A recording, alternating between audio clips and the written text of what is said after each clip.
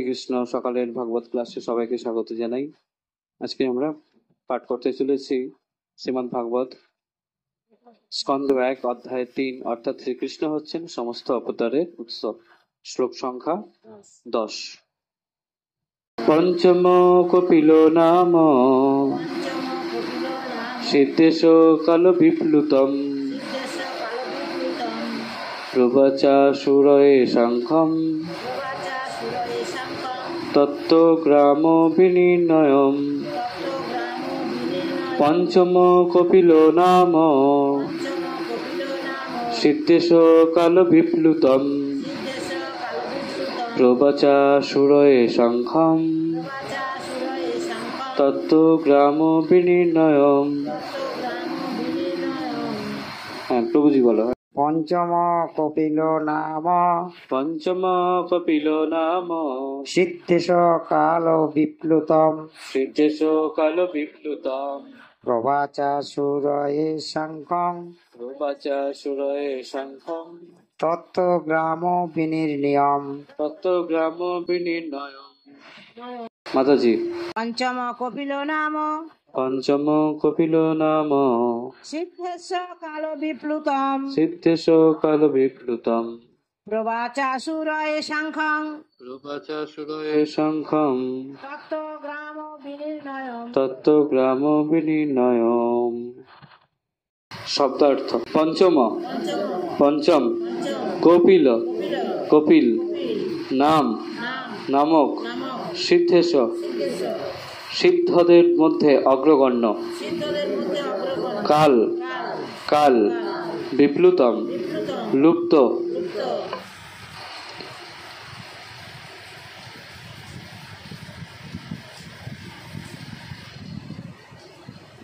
প্রবাচ বলেছিলেন আসুরয়ে আসরি নামক ব্রাহ্মণকে শঙ্খম শঙ্খশাস্ত্র তত্ত্বগ্রাম জড় সৃষ্টির মৌলিক উপাদানের মোট সংখ্যা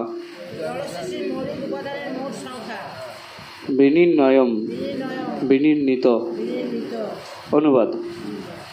পঞ্চম অবতারে তিনি ঋষিশ্রেষ্ঠ শ্রী কপিল নামে অবতরণ করেন।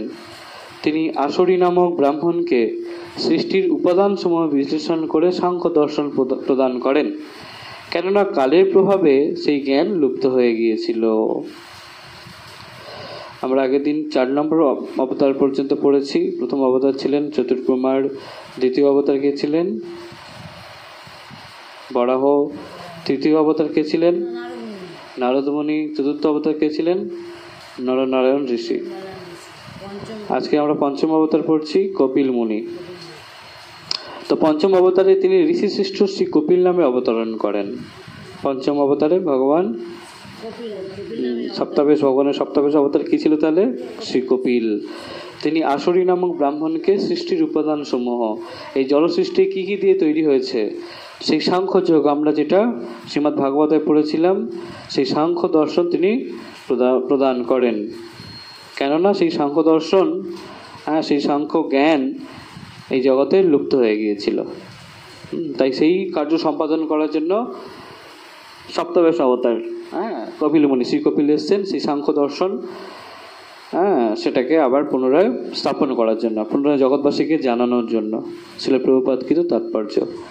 সৃষ্টির উপাদানগুলির মোট সংখ্যা হচ্ছে 24টি। কটা তাহলে?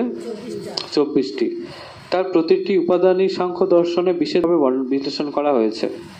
সৃষ্টির উপাদানগুলির মোট সংখ্যা হচ্ছে 24টি। তার প্রতিটি উপাদানই সাংখ্য দর্শনে বিশদভাবে বিশ্লেষণ করা হয়েছে। পাশ্চাত্যের পণ্ডিতেরা এই সাংখ্য দর্শনকেই সাধারণত মেটাফিজিক্স বা অধিবিদ্যা বলে থাকেন। সাংখ্য শব্দটির আক্ষরিক অর্থ হচ্ছে যা অত্যন্ত সরলভাবে জড় উপাদানগুলি সম্বন্ধে বিশ্লেষণ করে, অর্থাৎ এই জড় উপাদানগুলি, জড় জগৎ কি কি দিয়ে তৈরি হয়েছে সেগুলোকে বিশ্লেষণ করে। এই দর্শন সর্বপ্রথম শ্রী কপিলদেব প্রদান করেন।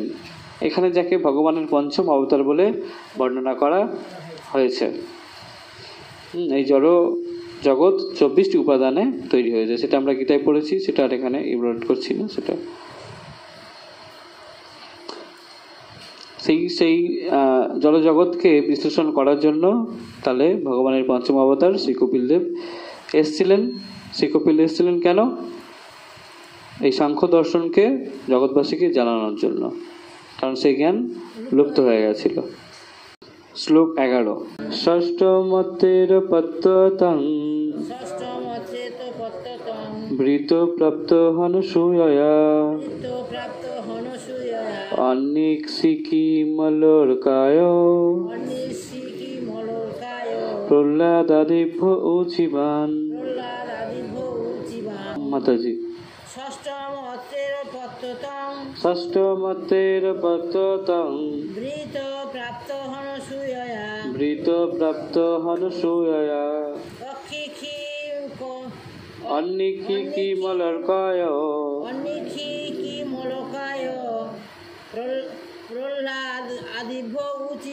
প্রহ্লাদাদিভ্য উচিবান। এখন শব্দার্থ। ষষ্ঠম ষষ্ঠ পত্রে পত্রীর অপত্যত্তম পুত্রত্ব বৃত প্রাপ্তি প্রার্থিত প্রাপ্ত প্রাপ্ত অনসূয়া অনসূয়ার দ্বারা আন্নিক্ষিকিম আত্মতত্ত্ব বিষয়ক অলর্কায় অলর্ককে প্রহ্লাদ আদিভ্য প্রহ্লাদ আদিকে উচিবান বলেছিলেন। অনুবাদ। পরম পুরুষের ষষ্ঠ অবতার হচ্ছেন মহর্ষি অত্রির পুত্র ভগবান দত্তাত্রেয়। দত্তাত্রেয় হচ্ছেন ভগবানের ষষ্ঠ অবতার। মহর্ষি অত্রির পুত্র দত্তাত্রেয়। মাতা অনসূয়ার প্রার্থনায় তিনি তার গর্ভে জন্মগ্রহণ করেছিলেন। তিনি অলর্ক, প্রহ্লাদ এবং অন্য অনেককে পারমার্থিক জ্ঞান দান করেছিলেন। ভগবানের তাহলে ষষ্ঠ অবতারের নাম কি? দত্তাত্রেয়। ষষ্ঠ অবতারের নাম কি? দত্তাত্রেয়। মাতা অনসূয়ার প্রার্থনায় তিনি তার গর্ভে জন্মগ্রহণ করেছিলেন। তিনি অনসূয়ার গর্ভে জন্মগ্রহণ করেছিলেন এবং তিনি অলর্ক, প্রহ্লাদ এবং অন্যান্য অনেককে পারমার্থিক জ্ঞান দান করেছিলেন। শিল প্রভুপাদকৃত তাৎপর্য। ভগবান ঋষি অত্রি এবং অনসূয়ার পুত্র দত্তাত্রেয় রূপে অবতীর্ণ হন। ভগবান ঋষি অত্রি এবং অনসূয়ার পুত্র, পিতার মাতার নাম বলা হচ্ছে অত্রি এবং অনসূয়ার পুত্র দত্তাত্রেয় রূপে অবতীর্ণ হন। ব্রহ্মাণ্ড পুরাণে পতিব্রতা পত্নীর কথা প্রসঙ্গে দত্তাত্রেয় রূপে ভগবানের আবির্ভাবের ইতিহাস বর্ণিত হয়েছে সত্যযুগে। ঘটনা এটা। ব্রহ্মাণ্ড পুরাণে পতিব্রতা পত্নীর কথা প্রসঙ্গে দত্তাত্রেয় রূপে ভগবানের আবির্ভাবের ইতিহাস বর্ণিত হয়েছে। সেখানে বলা হয়েছে যে ঋষি অত্রির পত্নী অনসূয়া ব্রহ্মা, বিষ্ণু এবং শিবের কাছে প্রার্থনা করেন, হে প্রভুগণ, আপনারা যদি আমার প্রতি প্রসন্ন হয়ে থাকেন এবং আপনারা যদি আমাকে আশীর্বাদ করতে চান, তাহলে আমি আপনাদের কাছে প্রার্থনা করি যে আপনারা তিনজনে যেন একত্রিত হয়ে আমার পুত্ররূপে জন্মগ্রহণ করেন। ঋষি অত্রির পত্নী অনসূয়া ব্রহ্মা, বিষ্ণু এবং শিবের কাছে প্রার্থনা করেন। ব্রহ্মা, বিষ্ণু এবং শিবের কাছে প্রার্থনা করেন, হে প্রভুগণ, আপনারা যদি আমার প্রতি প্রসন্ন হয়ে থাকেন, অনসূয়া বলছেন আর কি, অত্রির পত্নী, যদি আমার প্রতি প্রসন্ন হয়ে থাকেন এবং আপনারা যদি আমাকে আশীর্বাদ করতে চান, তাহলে এই আশীর্বাদ করুন। কি আশীর্বাদ? যে আপনারা তিনজন একত্রিত হয়ে আমার পুত্ররূপে জন্মগ্রহণ করেন। ব্রহ্মা, বিষ্ণু এবং শিব তাদের সম্মত হয়েছিলেন। দত্তাত্রেয় রূপে ভগবান অলর্ক, প্রহ্লাদ, যদু, হৈহয় এবং আরো অনেককে আত্মতত্ত্ব জ্ঞান দান করেন। অর্থাৎ ভগবান প্রসঙ্গে বলার জন্যই তাহলে বা আত্মতত্ত্বকে জ্ঞান দেওয়ার জন্য তাহলে এই দত্তাত্রেয় অবতার ভগবান রূপে, ভগবানের অবতার দত্তাত্রেয় এসেছিলেন ভগবান সম্পর্কে জানানোর জন্য এবং এই আত্মতত্ত্ব জ্ঞান দান করার জন্য। প্রত্যেকটা অবতারের আসার কারণ অবশ্যই একটা কিছু থাকে, তাই না? যখন কপিল দেব এসেছিলেন তাহলে কেন? সাংখ্যযোগকে জানানোর জন্য, সাংখ্যযোগ সম্পর্কে বলার জন্য। তারপরে এই দত্তাত্রেয় এলেন কেন? ভগবান সম্পর্কে জানানোর জন্য এবং আত্মতত্ত্ব জ্ঞান দান করার জন্য এই অলর্ক, প্রহ্লাদ, যদু, হই হয় এদেরকে। হ্যাঁ, এরপরে 12 নম্বর শ্লোক। তত সপ্তম আকুত্তম রুচের যোগ্য হপজায়ত সজামাদৈ সুরগৈনুর পাত স্বয়ম্ভুবন্তরম। মাতাজি। তত সপ্তম আকুত্তম রুচের যোগ্য হব্বজায়ত সজামাদৈ সুরগৈনুর পাদ স্বয়ম্ভুবন্তরম। শব্দার্থ। তত তারপর, সপ্তমে সপ্তম, আকুত্তম আকুর্তির গর্ভে, রুচে প্রজাপতির দ্বারা, যজ্ঞরূপে ভগবানের অবতার, অভ্যজায়ত আবির্ভূত হয়েছিলেন, স তিনি, জাম আদৈ জামাদির সঙ্গে, সুরগৈনু দেবতাদের সঙ্গে, অপাত আধিপত্য করেছিলেন, স্বয়ম্ভুব অন্তরম স্বয়ম্ভুব মন্বন্তরে। অনুবাদ। সপ্তম অবতার হচ্ছেন প্রজাপতি রুচি ও তার পত্নী আকতির পুত্র যজ্ঞ। হ্যাঁ, সপ্তম অবতারের নাম কি তাহলে? যজ্ঞ। প্রজাপতি রুচি ও তার পত্নী আকতির পুত্র হচ্ছেন যজ্ঞ। স্বয়ম্ভুব মন্বন্তরে তিনি ব্রহ্মাণ্ড পালন করেছিলেন এবং তার পুত্র জামাদি দেবতারা তাকে সেই কার্যে সাহায্য করেছিলেন। স্বয়ম্ভুব মন্বন্তরে তিনি ব্রহ্মাণ্ড পালন করেছিলেন। হ্যাঁ, ভগবানের অবতার, বিষ্ণু তত্ত্ব। স্বয়ম্ভুব মন্বন্তরে তিনি কি করেছিলেন? এটা কি মন্বন্তর চলছে? এটা বৈবস্বত মন্বন্তর চলছে। বৈবস্বত মন্বন্তরে ভগবানের সপ্তম অবতার আসেন। কোন অবতারে? এই কোন মন্বন্তরে? বৈবস্বত মন্বন্তরে। হ্যাঁ, সেখানে কি হয়েছে? প্রজাপতি রুচি এ তার পত্নী আকতির পুত্র হয়ে এসেছিলেন ভগবানের সপ্তম অবতার যজ্ঞ। কি অবতার? নাম কি? যজ্ঞ। স্বয়ম্ভুব মন্বন্তরে তিনি এই ব্রহ্মাণ্ডকে পালন করেন। হ্যাঁ, এবং তার পুত্র জামাদি দেবতারা তাকে সেই কার্যে সাহায্য করেছিলেন। ভগবানের সপ্তাদশ অবতার, সপ্তম অবতার। শিল প্রভুপাদ কিন্তু তাৎপর্য, এই জলজগতের পরিচালনা করার অতি উচ্চ পদগুলি দান করা হয় অতি পুণ্যবান জীবেদের। এই জলজগৎকে পরিচালনা করার, অর্থাৎ দেবদেবীরা জলজগৎকে পরিচালনা করছেন, তো তাহলে তারা অতি পুণ্যবান। হ্যাঁ, বুঝতে পারছো? তারা অতি উন্নত, তারা পুণ্যবান, তাই তাদেরকে এই জলজগৎকে পরিচালনা করার মতো একটা উচ্চ দায়িত্ব, উচ্চ পদ তাদেরকে দেওয়া হয়েছে। হ্যাঁ, যাকে তাকে দেওয়া হয়নি, পুণ্যবান তারা।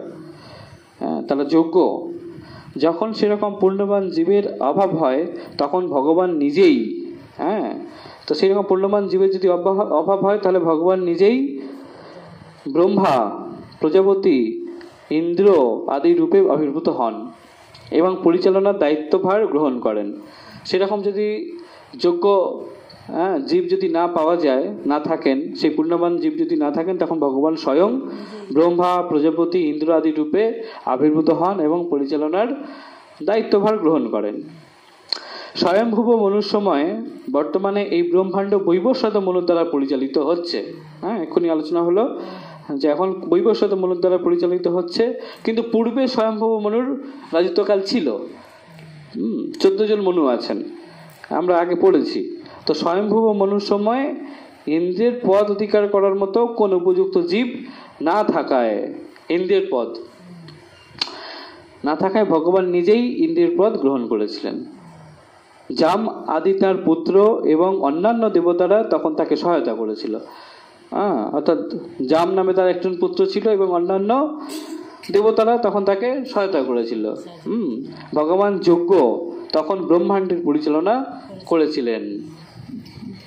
কারণ ওই সময়ে পরিচালনা করার মতো কোনো সেই পুণ্যবান জীবকে পাওয়া যায়নি। তখন ভগবান স্বয়ং এসে ইন্দ্রের দায়িত্ব গ্রহণ করেছিলেন। ইন্দ্র হচ্ছে একটা পদের নাম, যেমন মুখ্যমন্ত্রী।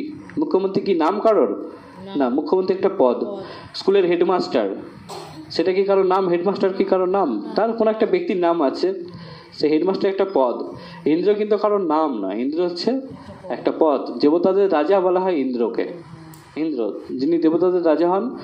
সূর্যদেবের নাম যেমন আমরা বললাম বিভূষণ, সেরকম ভাবে সূর্যদেব হচ্ছে একটা পদ, সূর্যের রাজা তিনি, তাই না?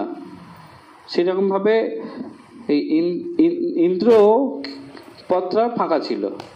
হ্যাঁ, সেরকম যোগ্য কাউকে পাওয়া যাচ্ছিল না, তাই ভগবান স্বয়ং এসছিলেন সপ্তাবেশ অবতার রূপে। কত নম্বর অবতার এটা? সপ্তম অবতার, যোগ্য নাম রূপে, যোগ্য নাম ছিল তার। হ্যাঁ হ্যাঁ, এবং তার প্রজাপতি রুচি ও তার পত্নী আকুতির পুত্র ছিলেন এই যোগ্য ভগবান। তো সেই ইন্দ্রের পদকে তিনি গ্রহণ করেন এবং এই ব্রহ্মাণ্ডকে পরিচালনা করেন। যৌমাদি তার পুত্র এবং অন্যান্য দেবতাদের দ্বারা তিনি এই কার্য সম্পাদন করেছিলেন। কোনো প্রশ্ন আছে এই তিনটে শ্লোক নিয়ে? তাহলে আজকে অল্প বিশ্রাম, আগামী দিন আমরা পুনরায় আবার ভাগবত কথা আলোচনা করব। বাঞ্ছা কল্পতরুভ্যশ্চ কৃপা সিন্ধুভ্যেব চ পতিতানাং পাবনেভ্যো বৈষ্ণবেভ্যো নমো নমঃ। অনন্ত অনন্ত কোটি বৈষ্ণববৃন্দ কি জয়। শ্রীল প্রভুপাদ কি জয়। নিতাই গৌর প্রেমানন্দে। হরি হরি বল।